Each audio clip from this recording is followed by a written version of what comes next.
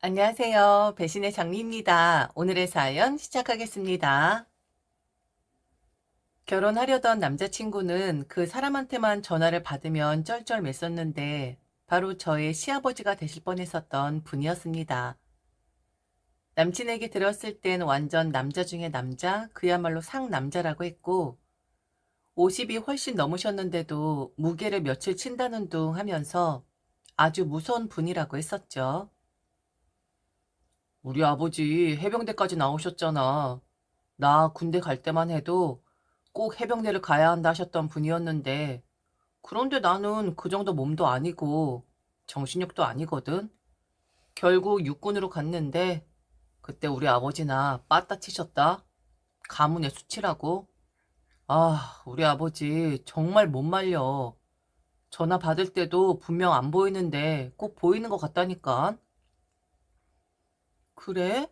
아버지가 무서운 거야? 아니면 존경스러운 거야? 지금 자기의 말을 나는 어떻게 받아들여야 할지를 모르겠어서. 무섭지 겁나. 아버지 말에 거역을 하면 난리가 난다니까. 아, 이 나이 먹고 아직도 아버지 눈치를 봐야 하는 건 서럽지만 그래도 어쩌겠냐. 저런 아버지 밑에서 태어났는데 안 그래? 남친은 아버지를 정말 무서워했어요. 저와 함께 있을 때 전화가 오면 받기 전에 숨을 고르는 신용을 했었고 전화기에 아버지 이름만 뜨면 화들짝 놀랄 정도로 바들바들 거리곤 했거든요. 그 모습이 좀 웃기기도 했고 귀엽기까지 했었습니다. 좀 과장이라고 생각을 했었으니까요. 그러다가 실체를 알게 되죠. 남친의 말이 과장이 아니라는 것을. 인사를 갔었을 때 일입니다. 개량 한복 같은 것을 입고 계셨는데 그게 한복이 하얀색이다 보니 등짝이 훤히 보이는 거예요. 원래 그런 거 입으면 안에 네일을 입지 않나요? 조금 민망했지만 그분의 스타일이니까 눈이 자꾸 가는데도 최대한 보지 않으려고 애를 썼었습니다. 그런데 어쩔 수 없이 눈에 띄는 게 있었는데 그건 바로 문신이었어요. 팔뚝에 있는 문신. 그 정도 연세엔 문신 있으면 군대 안 간 거 아닌가? 그런데 해병대로 나왔다고 했는데 그럼 나중에 문신을 하신 건가? 문신에 저는 좋은 인식을 가지고 있는 사람이 아닌데 좀 그렇더라고요. 그리고 더 나아가서 남친의 아버지 행동이었습니다. 인사를 드린다 함은 아버지에게만 인사를 드리는 게 아니라 어머니에게도 인사를 드린다는 의미잖아요. 그런데 한시도 가만히 두지를 않으시는 거예요. 어머니는 계속해서 움직이셨고, 그리고 저를 화들짝 놀라게 한 건 음식에 간이 맞질 않는다고 제 앞에서 어머니께 한 소리를 하시더라고요. 저희 아빠는 엄마에게 큰 소리는커녕 본인이 엄마보다 더 일을 많이 하시는 분입니다. 엄마 몸이 좋지 않은 이유도 있지만 아빠는 그게 남자라고 했어요. 자신의 여자를 보살피는 것이 진정한 남자의 역할이라고. 그런데 제가 알기론 남친의 어머니가 유방암, 갑상선암 이렇게 두 번이나 걸리셨다고 들었었거든요. 그럼 아프신 분이고 아무리 완쾌를 했다 하더라도 약한 아내인이 보살펴 드려야 하는 거 맞잖아요.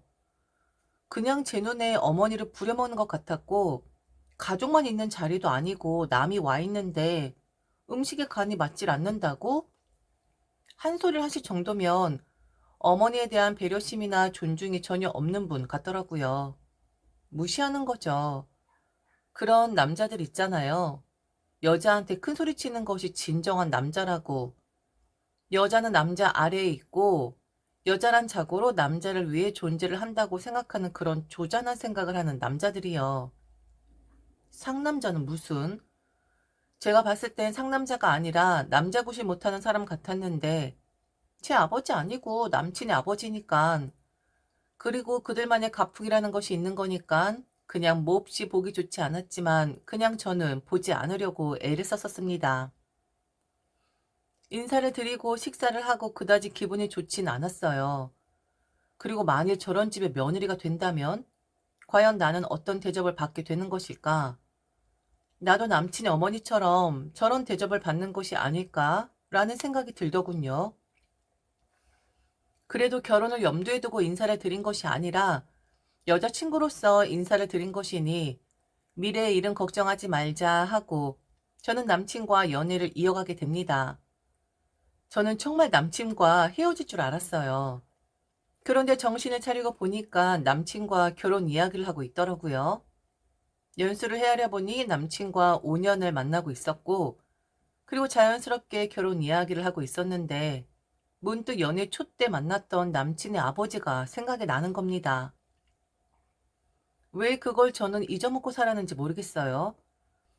그 정도로 제가 남친에게 푹 빠진 것일 수도 있고요. 남친의 아버지에 대한 기억을 잊을 정도로 프로포즈를 하던 남자친구에게 기쁘게 예스에 대답을 했는데 떠오르는 겁니다. 남친의 아버지가요. 지금은 아버지지만 제가 결혼을 하면 시아버지가 되시는 거잖아요. 그럼 저도 그분의 간섭과 강압의 틀에 갇혀지는 건데 남친이 프로포즈를 한 건 기분 좋았으나 걱정이 되더라고요. 저는 물었죠. 아, 맞다. 그런데 자기 아버지, 미안한데 아버지 아직도 여전하시지? 여전히 독불장군처럼 사시는 거지? 아우, 말도 마. 아버지 요즘 완전 변했어. 우리 누나랑 몇 년 전에 대판 붙었었거든. 누나 결혼했는데도 아버지 입장에선 사위를 들였다고 생각을 하셨었나 봐. 그래서 우리 매형한테 좀 막하고 그랬었거든.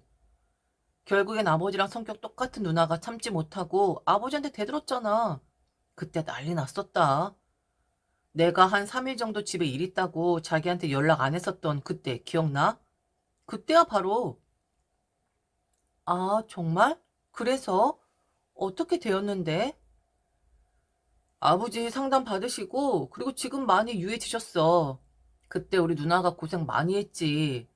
이렇게 살면 안 된다고 아버지 자꾸 이렇게 엄마 부려먹고 하면 이혼당할 거라고 부부 상담 받으시라고 난리를 쳐서 지금 아버지 많이 좋아지셨어.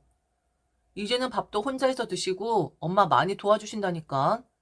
나는 그 부부 상담이라는 게 그렇게 좋은 영향을 끼치는 줄 몰랐었어.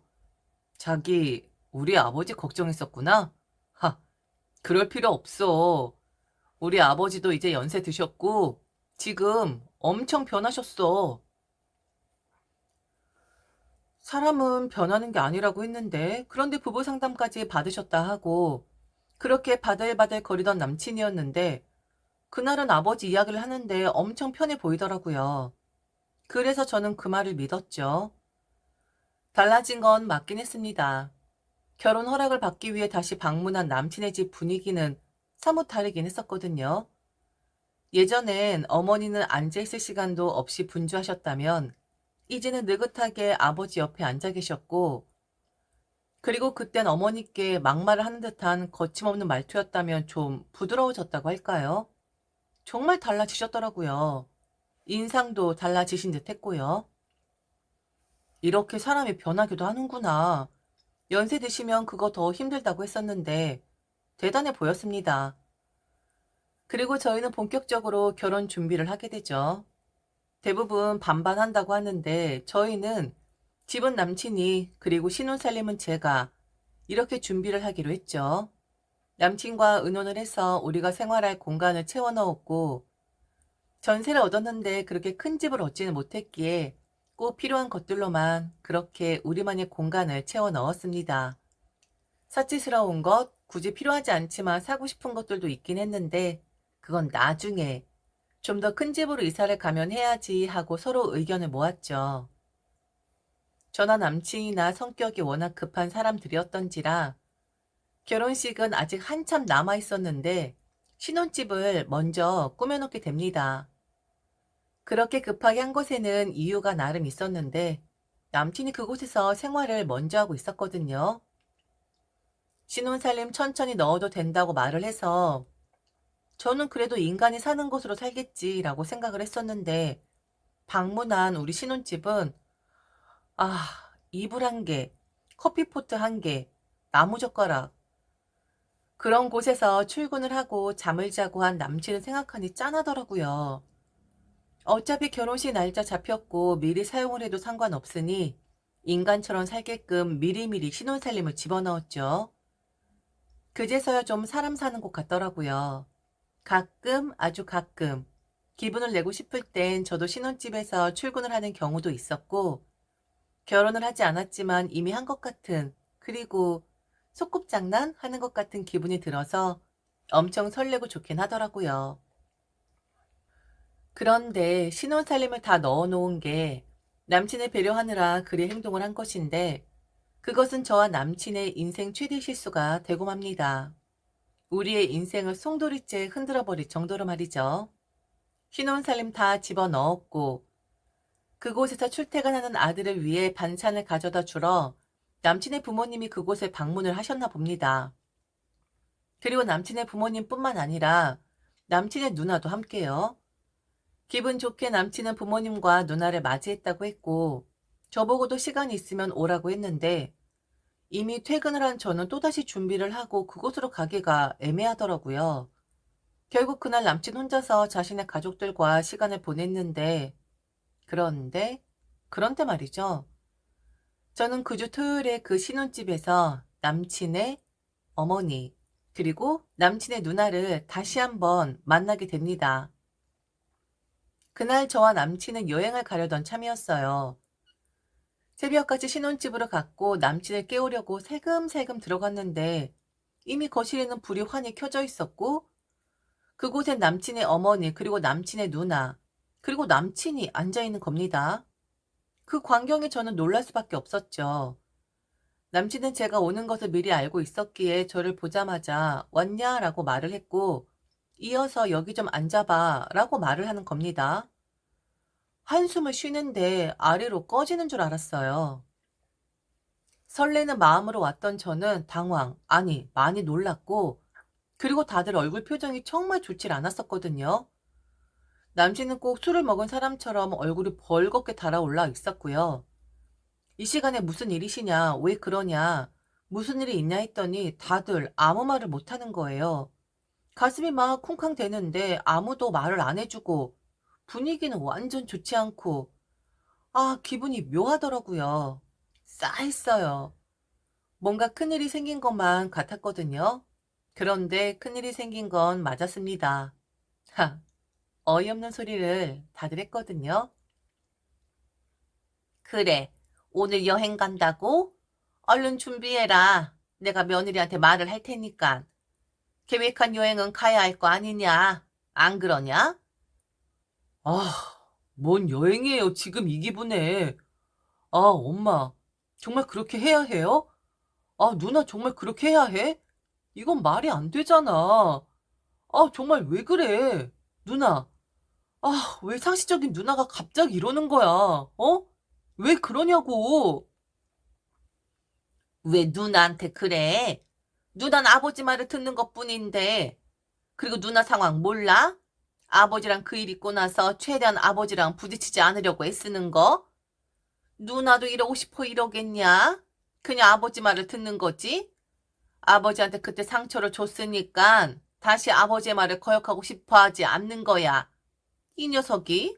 누난 잘못 없다. 잘못 없어.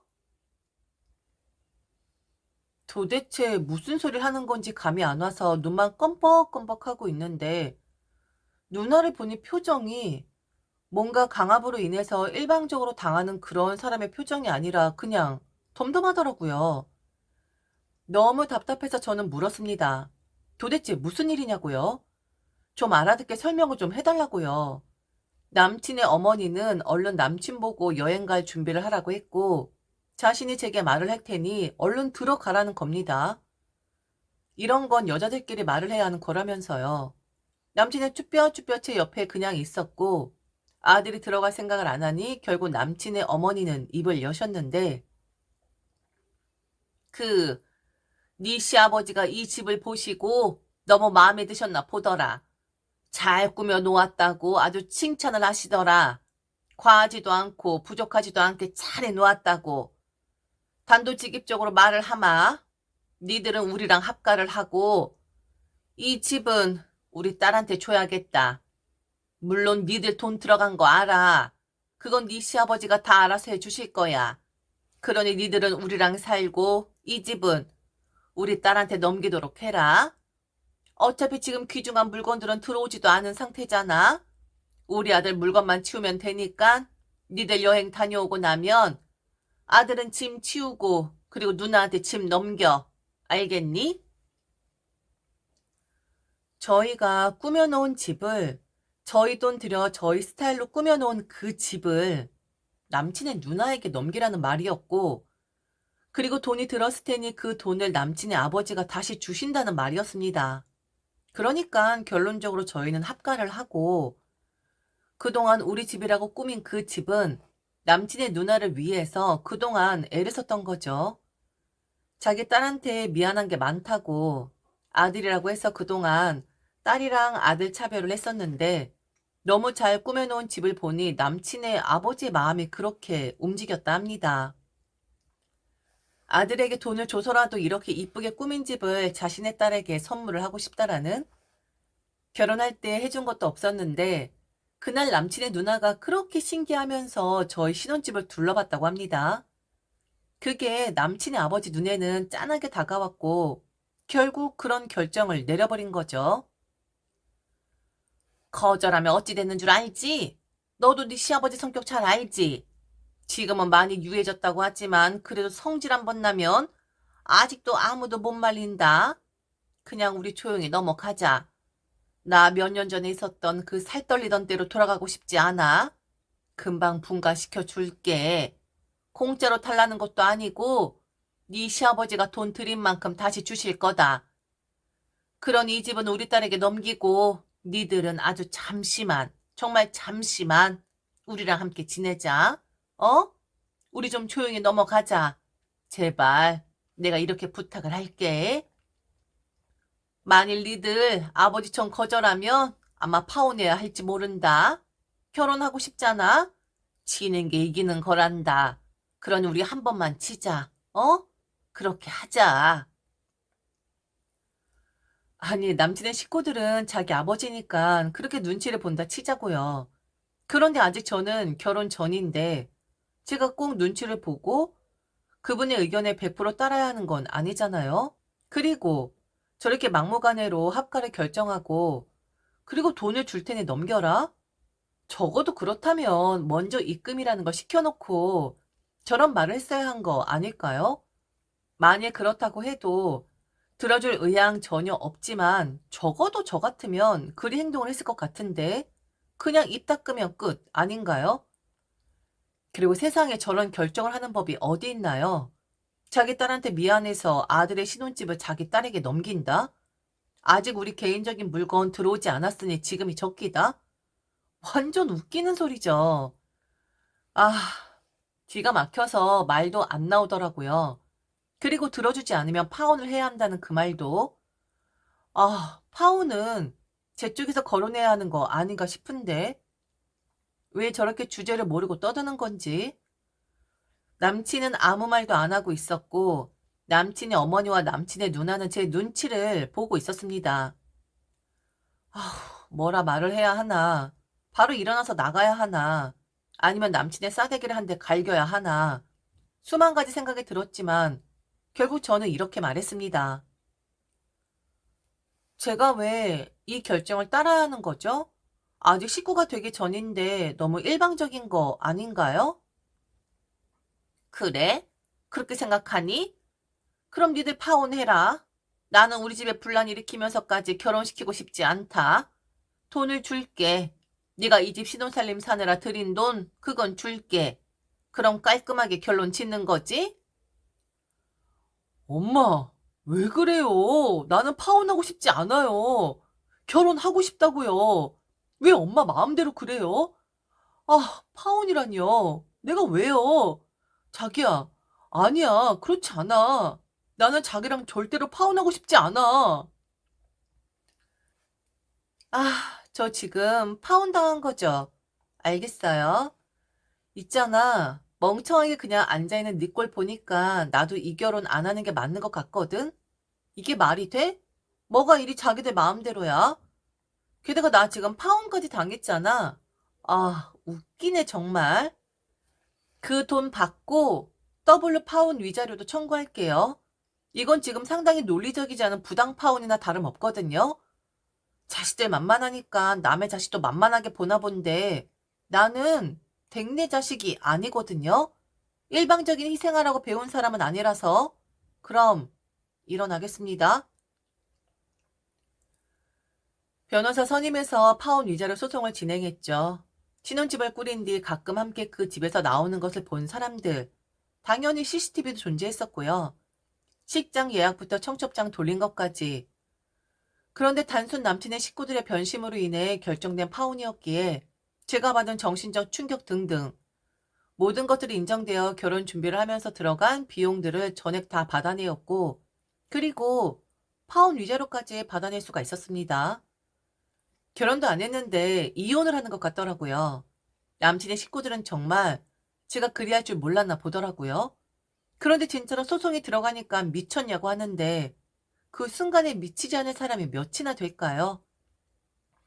파혼을 당했지만 부당 파혼이었기에 저는 전액 다 비용 받아내었고 위자료까지 받으며 그나마 없어도 되는 품위를 지키게 됩니다. 이것 또한 아주 진흙탕 싸움이었는데 순순히 물러날 순 없었기에 그리 강경하게 나간 겁니다. 그런데 얼마 전에 들었어요. 저랑 파혼한 그 남친이 좀 아프답니다. 건강했던 사람이었는데 갑자기 왜 아파진 건지 모르겠지만 혈액암에 걸렸다고 하더라고요. 저랑 헤어지고 나서 가족들과 문제가 생겨서 좀 고생을 했다고 하는데 직장도 관두고 지금 집 안에서 두문불출하며 지내고 있다고 합니다. 부모는 뭐든지 내 자식이 잘 되었으면 하는 마음으로 사는 거 아닌가요? 저는 전 남친이 그런 몹쓸병에 걸린 건 다 전 남친의 부모 때문이 아닐까라는 생각이 들어요. 안쓰럽긴 하지만 그래도 제가 관여할 일은 아니니 신경 쓰고 싶지 않지만 그래도 좀 마음이 그렇긴 하네요. 다 모든 게 당신들 때문이에요. 당신들이 그 일방적인 자식 사랑으로 인해 한 자식에 다시 희생을 당한 거라고요. 그런 거 당신들은 모르죠? 아마 평생 모르지 싶습니다. 지금까지 들어주셔서 진심으로 감사합니다. 이상 배신의 장미였습니다.